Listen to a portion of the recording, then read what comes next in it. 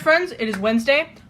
So Apple has released the second public beta for iOS 11. So I finished the update. It is done.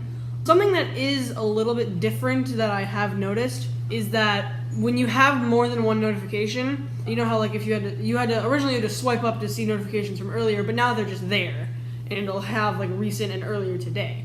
Something that's good, plenty of bugs that I had seen in iOS 11 are gone, which is great. It reads my fingerprint a lot faster. I mean, it's a second generation Touch ID, so it still reads it fairly quickly like that, but it's just slightly more improved and faster with some security bumps and that kind of thing. The Smart Invert, which is basically just the dark mode, is gotten a lot smarter and it works a lot faster than it has in the past. So like certain things like album artwork would not stay unchanged. Like here, if I find like a song or whatever, and so this is not in invert, and then if I go to invert, everything else goes dark, but this stays the same, which on the old version did not do that. Apps, sometimes in the app, if you want to close an app in the app switcher, they show up as closed, but then when you touch on the middle, you either go back to the app, or when you went back, it would still be there, which is not the case this time, which is good, which helps a lot because that would just drive me crazy and I could spend upwards of up to 3 minutes trying to close a few apps that I had finished using, which is really annoying, but you know, whatever. Something that seems to be a little bit different is that the timer, the bottom part used to be all grayed out. Normally, if you scroll all the way down like that, it'd be gray, but now it's white instead of grayed out. Which doesn't, I mean, you still have to stop at 1 minute. So it works just fine.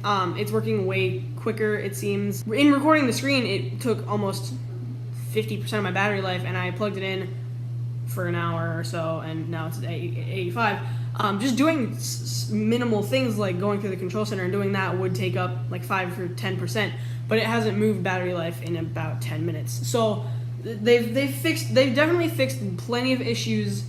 And it works just fine. It worked okay like on the first beta, but you could tell that it was a beta. Like this doesn't feel like it because I've found like no bugs so far, but I'll probably find them eventually, and I'll definitely do more follow-ups to iOS 11 as they continues. So yeah, iOS 11 is pretty cool. Complaints, I have plenty of complaints.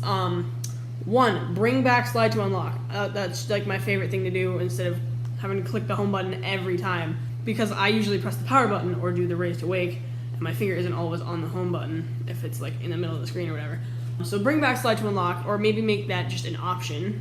For wallpapers, keep them. You don't have to get rid of them. Like all I have so far for wallpapers are some built-in ones. You got your new iOS 11 wallpaper, you got your iOS 10, you got your 9, you got your space. There used to be upwards of 20-25 wallpapers that you could choose. Now there are 12. And add more live ones. The live ones haven't been changed since 9. And add more dynamic colors. Just add more wallpapers, Apple. It's not like they're taking up that much space anyway. But yeah, that's your basic iOS 11 demo. Sorry that this video doesn't look very good. I'm recording on an iPad. That's my opinion on the beta 2. I really like it. I wouldn't update if I were you. I was just doing this to experiment because I felt like it. Hit me up on Twitter. At Young Nerds, and I can tell you how to do that. If you want to update, go for it. I would wait until the final release of iOS 11 so that you can like make sure that there are no bugs. Definitely back up your phone before you do anything, because if there is for some reason like a phone killing bug in it for any update, really, like there isn't for this one, otherwise I wouldn't have updated.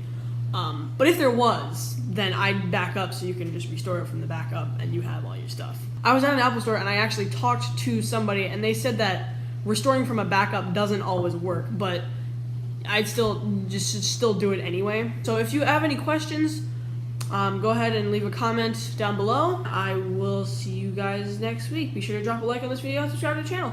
Bye.